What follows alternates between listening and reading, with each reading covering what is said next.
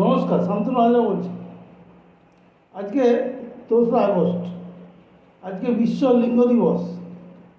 লিঙ্গ দিবস মানে কলা দিবস আর কি। অর্থাৎ এ হনুমান কলা খাবি, কলা কখন দেখানো হয়? যখন কোনো প্রতিশ্রুতি ভঙ্গকে বলা হয় কলা দেখানো। তা আজকে বিশ্ব কলা দেখানো দিবস। কারণ এই যে গত ২ মাস আগে ভোট হয়ে গেল, বিধানসভা ভোটে, এই ভোটে বিজেপি দারুণভাবে জিতে গেছে। হয়তো ওরা ভেবেছিল আর জিতবে না, তা তৃণমূল এমনভাবে শিকড় বিস্তার করেছিল, আর ওই সাধারণ মানুষকে লক্ষ্মীর ভাণ্ডার দিয়ে মুখ বন্ধ রেখেছিল, তাতে ওরা ভেবেছিল জিতবো না। বড় বড় প্রতিশ্রুতি দিয়েছিল।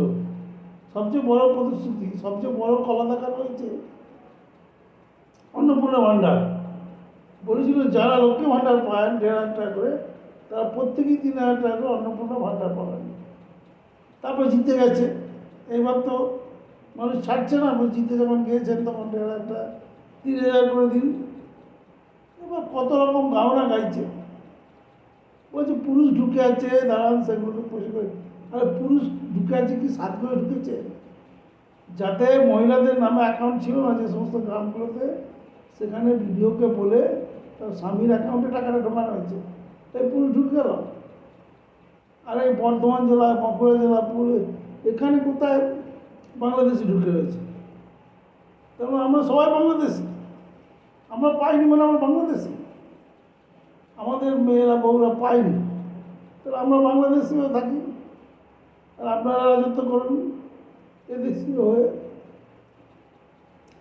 আপনারা বিরোধী শূন্য দেশে, বিরোধী শূন্য রাজ্যে যেটা ভালো লাগছে সেটাই করছেন, যেটা ইচ্ছা সেটাই করছেন, করুন, আমাদের কোনো আপত্তি নেই। কিন্তু এভাবে কলা দেখাবেন না। এভাবে কলা দেখিয়ে গরিব মানুষের সঙ্গে ছেমালি এইসব ছলনা করে লাভ হবে কি? কারণ আবার আসতে হবে আপনাদের ভোটের ময়দানে, আবার ভোটের ময়দানে আসতে হবে। তখন তো মানুষ ক্ষমা করবে না, তখন শুধু আসলে উসুল করে নেবে। তখন মানুষ খুঁজবে কোথায় তৃণমূল আছে, কোথাও সিপিএম আছে। তখন কিন্তু ওই এনআরসি এইসব দিয়ে কিন্তু তখন বাজিমাত হবে না। বাজিমাত করতে গেলে একবারই হয়, এবারে হয়েছে বাজিমাত। তো ক বছরের জন্য যাই না, তবে যা চলছে শুনছি ব্যাপক দুর্নীতিতে জড়িয়ে পড়েছে স্বঘোষিত বিজেপি। আসলে আপনারা ঠিক করে দিয়েছেন কেন জানি না, যারা স্বঘোষিত বিজেপি নেতা মণ্ডল, তারা ব্যাপক দুর্নীতি অলরেডি জড়িয়ে গিয়েছে ২ মাস বয়স হতে না হতে। সেটা আপনাদের রাজ্য সরকারের যে প্রধান শ্রমিক ভট্টাচার্য বলে দিয়েছেন যে ডিম থেরাপি শুরু হয়েছিল, এবার ডিমের অভিমুখ ঘুরে যাবে, ঘুরে যেতে বাধ্য। কারণ এসব সমস্ত সংকুল রাজ্য, এখানে এসবই হয়।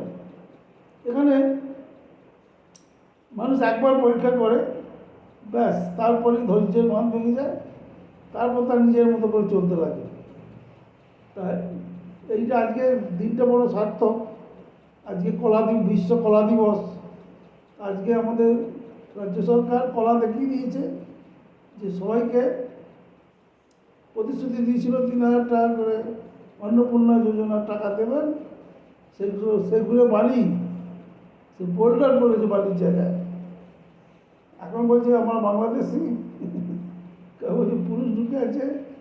পুরুষ ঢুকে আছে তো স্বীকার করা আছে যে মেয়েদের নামে একটা ব্যাঙ্ক অ্যাকাউন্ট না থাকলে তার স্বামীর অ্যাকাউন্টে ভিডিওকে বলে কেউ ঢোকানো হয়েছিল।